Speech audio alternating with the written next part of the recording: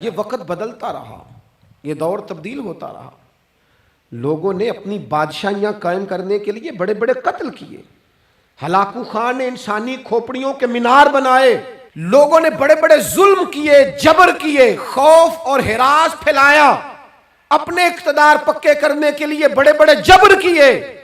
پھر کیا ہوا؟ ایسی ایسی بیماریاں لگیں جن کے علاج ہی کوئی نہیں تھے دنیا میں، بھری ہوئی تجوریاں، پیسے باہر گر رہے ہیں، پر ڈاکٹر کہہ رہا ہے تیرا مرض ہی وہ ہے جس کا علاج ہی کوئی نہیں۔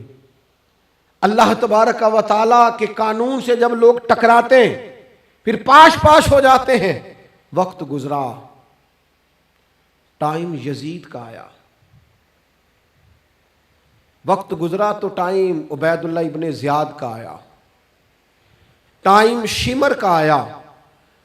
1450 سال گزرنے کے بعد اس ہزاروں کے مجمع میں سے ایک ایک بچے کو حدیث یاد ہے کہ حسن اور حسین جنتی جوانوں کے سردار ہیں۔ بتاؤ، یزید کو نہیں آتی تھی؟ شمر کو نہیں پتا تھا؟ کلمہ تو پڑھتے تھے نا یہ؟ عبید اللہ ابن زیاد کو نہیں پتا تھا؟ نبی پاک علیہ السلام کے کندھوں پر حسنین رہے، ان سب کو پتہ نہیں تھا؟ یہ جانتے نہیں تھے کہ یہ وہ حسنین کریمین ہیں جن کو حضور سنتے تھے، فرماتے تھے یہ میرے پھول ہیں دونوں؟ کیا بات رضا اس چمنستان کرم کی، زہرا ہے کلی جس میں حسن اور حسین پھول۔ آج 1450 سال گزرنے کے بعد امت کو حدیث آتی ہے کہ نبی پاک علیہ السلام نے فرمایا جس نے حسن اور حسین سے پیار کیا اس نے مجھ سے پیار کیا، جس نے ان سے بغض رکھا اس نے مجھ سے بغض رکھا۔ کلمہ پڑھتے تھے، مسلمان کہلاتے تھے۔ 10 محرم کو جمعے کا دن تھا، امام حسین امامہ باندھ کے گھوڑے پر بیٹھ کر خطبہ دینے لگے تو ایک شخص اندر سے بول کے کہنے لگا حسین تقریر لمبی نہ کر، ہمارا جمعہ لیٹ ہو رہا ہے۔ بلے و نمازیوں، سامنے وہ شخصیت کھڑی ہے جس پر ابھی درود پڑھیں گے نماز میں، اللہم صلی علی محمد وعلی، ابھی درود پڑھیں گے حسین ابن علی پر، ابھی شہید کر کے ابھی درود پڑھیں گے، وہ سامنے کھڑے۔ اور امام حسین کا ایک جملہ تاریخ نے یوں لکھا ہے کہ شاید ریت کے ذرے بھی تڑپ گئے۔ امام علی مقام فرمانے لگے مجھے غور سے دیکھو، تمہیں پتہ ہے میں کون ہوں؟ تم جانتے ہو میں کون ہوں؟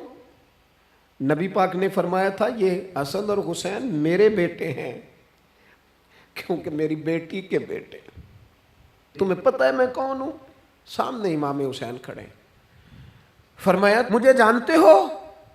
اور امام علی مقام فرمانے لگے میں تمہارے نبی کا نواسا ہوں، اور آج کے بعد تمہیں کسی نبی کا کوئی نواسا نہیں ملے گا، کیونکہ نبی پاک آخری نبی ہیں، اور جب حضور کے بعد کوئی نبی نہیں آئے گا تو کسی نبی کی اولاد کیسے ہوگی؟ تمہیں آج کے بعد کسی نبی کے نواسے کی زیارت نہیں ملے گی۔ میں کیسے آپ سے یہ بات آپ کو عرض کروں کہ سامنے حسین ابن علی بھی ہوں تو لوگ نفس کی خواہشیں پوری کرتے ہیں، لوگ اپنی کرسیاں پکی کرتے ہیں، لوگ گورنریاں پکی کرتے رہے، لوگ گڈ بک میں جانے کے لیے ایک دوسرے کو شاباشیاں دیتے رہے، جشن ہوتا رہا۔ سب سے پہلے ایک شخص نے امام حسین کا قافلہ روکا تھا، اس کا نام حور بن یزید تھا، سب سے پہلے اس نے روکا تھا، وہ ایک لشکر کا سپہ سالار تھا۔ جب امام حسین رضی اللہ تعالیٰ عنہ نے خطبہ پڑھا نا تو حور یزیدی فوج میں تھا، واپس گیا اور عبید اللہ ابن زیاد سے جا کے کہنے لگا، یا جو بھی وہاں لوگ موجود تھے یزیدی فوج کے، ان سے کہنے لگا تم نے تو کہا تھا کہ صرف راستہ روکنا ہے، تم نے تو کہا تھا کہ صرف ان سے کچھ منوانا ہے، تم نے تو جب مجھے بھیجا تھا تو کہا تھا کہ بعد تھوڑے معاملات ہیں، اوہ سچ بتاؤ نبی کے نواسے کو شہید کرو گے؟ تم نے تلواریں نکال لی ہیں، نیزے نکال لیے ہیں، تیر نکل آئے ہیں، تیاری مکمل ہے، مجھے سچ بچاؤ، کیا حسین ابن علی کی گردن پر خنجر چلانے لگے ہو؟ سیدہ فاطمہ کا جگر پارا شہید ہوگا، کیا یہ خبر سچ ہے؟ یوں ہوگا؟ تو کہنے لگے ہاں تو یہی حکم ہے ہمیں، یہی تیاری ہے، یہی پروگرام ہے، یہی پلان ہے، یہی ہوگا۔ کہنے لگا میں اور آپ تو مدینے والے رسول کا کلمہ پڑھتے ہیں، تو کیا محبوب کے نواسے کو ذبح کرو گے؟ جناب علی اکبر کو، جن کا چہرہ رسول پاک سے ملتا ہے، حضرت قاسم بن حسن کو، جناب علی کے بیٹوں عباس بن علی کو، حضرت علی کے بیٹے ابو بکر بن علی کو، حضرت علی کے بیٹے عمر بن علی کو، حضرت علی کے بیٹے یہ بھی 3 کربلا میں موجود، حضرت عثمان ابن علی کو، ان کو شہید کرو گے؟ نے کہا ہاں تیاری ہو گئی ہے۔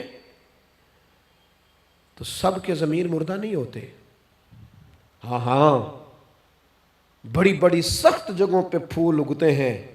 حر نے جب ان سے کہا کہ تمہارا پکا ارادہ ہے، کہا پکا ارادہ ہے، تو اس نے کہا یہ زیرہ پکڑو، یہ عہدہ پکڑو، مجھے تمہارا دیا ہوا عہدہ نہیں چاہیے، حسین کے نانا کی دی ہوئی جنت درکار ہے، یہ رکھو اپنے پاس، مجھے تمہارا۔ ایڑی لگائی اس نے اور دوڑا اور امام حسین کے قدموں میں گیا، کہنے لگا حضور میں مجرم ہوں، میں خطا کار ہوں، میں نے سب سے پہلے آپ کو روکا تھا، پر مجھے قسم ہے اللہ کی میں جانتا نہیں تھا ان کا ارادہ کیا ہے، حضور بھول گیا، غلطی کر بیٹھا، یہ اندھے ہوں گے، ان کی آنکھوں میں پٹی بندی ہوگی، اور مجھے تو پتہ ہے نا کہ دنیا کو پھر محمد کا نواسہ نہ ملے گا، مجھے خبر ہے، اگر معافی مانگوں تو معاف کر دو گے، پہلا مجرم ہوں، میں نے روکا ہے، اگر آ جاؤں تو قبول کر لو گے؟ یہ ظرف، یہ حوصلے، یہ توانائیاں اگر ہیں تو سیدہ فاطمہ کے دودھ میں ہیں، یہ شیر خدا کی تربیت میں ہیں، یہ محبوب نے جو ان کی زبانوں کو چوسا تو اس کرم میں ہے۔ حضرت امام حسین نے اٹھ کے سینہ یوں چوڑا کیا، ہاتھ پھیلائے، فرمایا آجا، لگ جانا میرے سینے کے ساتھ، تو آ جانا، تو نے دیر کی، ہم تو پہلے سے منتظر تھے، تو آ جا، تیری ساری معاف ہیں۔ حر کے مقدر جاگے، امام علی مقام کے لشکر میں شامل ہوا۔ بعض نے لکھا ہے جو لوگ ابتدا میں شہید ہوئے امام حسین کی طرف سے، ان میں حر شامل۔